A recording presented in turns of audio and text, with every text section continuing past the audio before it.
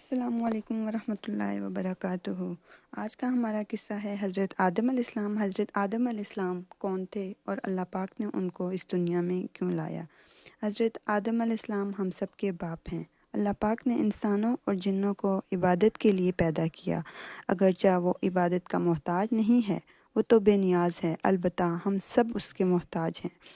اس کے زمین آسماں حسین ہیں، وہ عالی شان صفات کا مالک ہے۔ اس نے اپنے ناموں کے احسار کو ظاہر کرنے کے لیے مخلوق کو پیدا فرمایا۔ اللہ تعالیٰ نے رحمت کے احسار، قدرت کے احسار، جبر اور طاقت کے احسار ظاہر کرنے کے لیے مخلوق کو پیدا کیا۔ حضرت آدم علیہ السلام کی تخلیق سے پہلے اللہ پاک کا فرشتوں سے مکالمہ ہوا۔ اللہ تعالیٰ نے فرشتوں سے کہا، میں زمین پر ایک خلیفہ یعنی ایک نائب مقرر کرنے والا ہوں جو زمین پر حکومت کرے اور اسے آباد کرے۔ اللہ نے ہم سب کو مٹھی بھر مٹی اور میں سے اس زمین میں پیدا کیا اور اس پر تمہیں بسایا۔ اللہ کا ارادہ ہوا کہ زمین کو آباد کر لیا جائے، جبکہ جن اس قابل نہیں تھے کیونکہ اس میں اس قدر عقل و دانش نہ تھی۔ اللہ پاک نے جتنی انسان میں عقل رکھی ہے اتنی جنوں میں نہیں رکھی کہ وہ زمین کو سرسبز و شاداب بنا سکیں، رکھ سکیں۔ اس لیے اللہ پاک نے انسان کی تخلیق حضرت آدم علیہ السلام سے شروع کی اور زمین کو آباد کرنے کا سوچا۔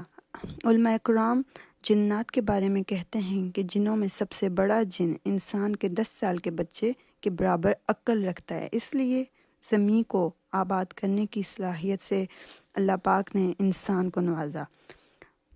اللہ نے انسان کو بہترین ڈھانچے، حسین ترین شکل و صورت سے نوازا، پھر اپنی روح اس میں پھونکی۔ پھر فرشتوں نے اللہ پاک سے سوال کیا، ایسی مخلوق کو کیوں پیدا کرتا ہے جو زمین پر فساد پھیلائے؟ کیا ہم تیری عبادت نہیں کرتے؟ ہم تیری تسبیح اور پاکیزگی بیان نہیں کرتے؟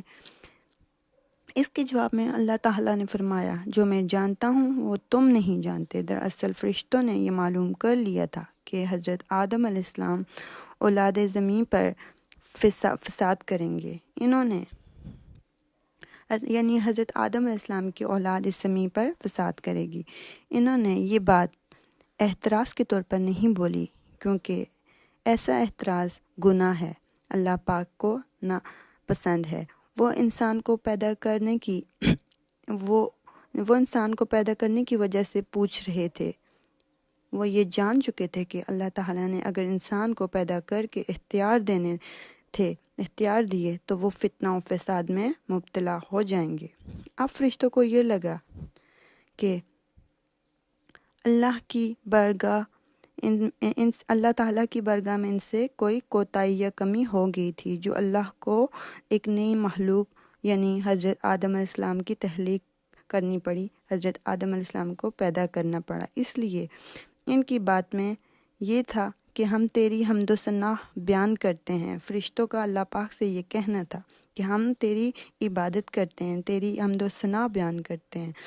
اس موقع پر فرشتوں کے ذہن میں ایک اور سوال بھی آیا کہ اللہ نے جو بھی مخلوق پیدا کی یا پیدا کرے گا وہ ہم سے زیادہ معزز اور عالم نہیں ہوگی، یعنی ہم سے زیادہ پڑھی لکھی اور عبادت گزار نہیں ہوگی۔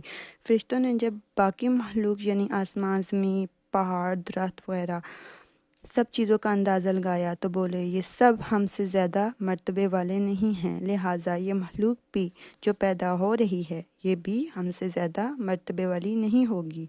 یہ ہمارا خاص مقام ہے کہ ہم کفر سے محفوظ ہیں۔ اللہ پاک کا ہر حکم بجا لاتے ہیں، اللہ پاک کی ہر بات مانتے ہیں، آسمان اور زمین میں اس کا حکم نافذ کرتے ہیں۔ بہرحال زمین سے مٹی لانے کو اللہ پاک نے فرشتوں کو حکم دیا اور اس زمین سے مٹھی بھر مٹی پھر لائی گئی۔ اللہ تعالیٰ نے فرشتوں کو حکم دیا اور فرشتوں نے بھی اللہ پاک کے حکم کی تعمیر کرتے ہوئے حضرت آدم علیہ السلام کی تخلیق کے لیے روئے زمین سے مٹھی بھر مٹی لائی۔ اس طرح مخلوق آدم یعنی بنی نوع انسان کا آغاز ہوا۔